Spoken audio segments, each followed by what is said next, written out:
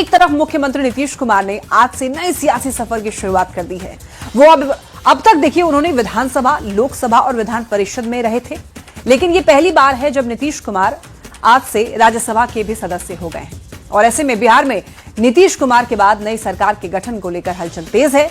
देखिए, लिहाजा बीजेपी ने आज शाम कोर ग्रुप की बड़ी बैठक बुलाई है, जिसमें बिहार में नई सरकार के गठन, सीएम के चेहरे, सरकार में पार्टी की भागीदारी और हिस्सेदारी सहित तमाम ऐसे बड़े मुद्दों पर विस्तार से चर्चा होगी। इसमें शामिल होने के लिए दोनों डिप्टी सीएम सम्राट चौधरी और विजय सिन्हा कल ही दिल्ली पहुंच चुके हैं। तो नई सरकार के गठन पर अब चर्चा होगी और सबकी नजर भी इसी पर टिकी हुई है। इस बैठक में दोनों डिप्टी सीएम शामिल होंगे। बीजेपी कोर ग्रुप की दरअसल बैठक होने वाली है। तो दिल्ली में अब नई सरकार पर मंथन शुरू हो गया है। ऐसे में अब सबके जहन में एक ही सवाल है कि नीतीश कुमार के बाद बिहार का अगला सीएम कौन होगा।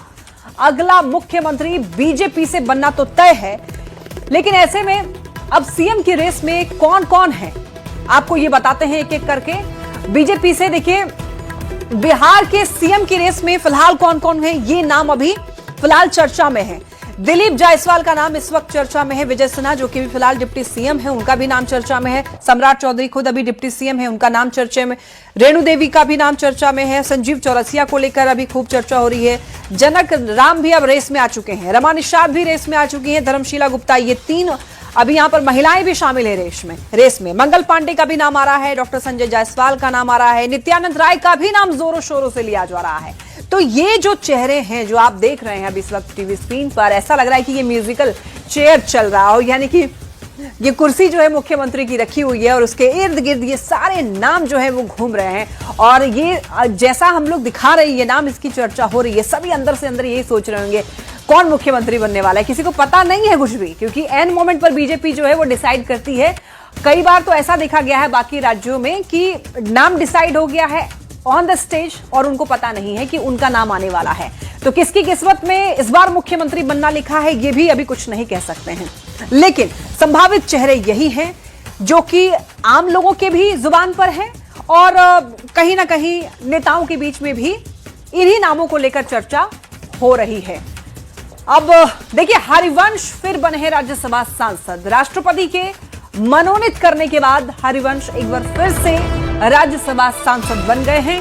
राज्यसभा के डिप्टी चेयरमैन, उपसभापति और जनता दल यूनाइटेड के वरिष्ठ नेता हरिवंश का कार्यकाल 9 अप्रैल को समाप्त हुआ था। आज 10 अप्रैल को राष्ट्रपति के मनोनीत किए जाने के बाद वो एक बार फिर राज्यसभा के सदस्य बनाए गए हैं। और ये आप देख सकते हैं, ये गृह मंत्रालय अधिसूचना नई दिल्ली 10 अप्रैल 2026 की है। और यहां पर अब आप देख सकते हैं अपर सचिव का यहां पर सिग्नेचर है, हर्ष कुमार। और ये आप देख सकते हैं यहां पर ये साफ तौर पर नहीं पढ़ने में आ रहा है, लेकिन लगाया हुआ है हमने आपको। ये सरकार के द्वारा जारी किया गया नई दिल्ली 10 अप्रैल 2026 का। यहां पर साफ तौर पर लिखा है, भारत के संविधान के अनुच्छेद 80 के खंड 3 के साथ पठित खंड 1 के उपखंड क द्वारा प्रदत्त शक्तियों का प्रयोग करते हुए राष्ट्रपति एक नामित सदस्य की यहां पर और सेवानिवृत्ति के कारण हुई रिक्ति को भरने के लिए राज्यसभा में श्री हरिवंश को नामित करती हैं हर्ष कुमार, अपर सचिव के द्वारा।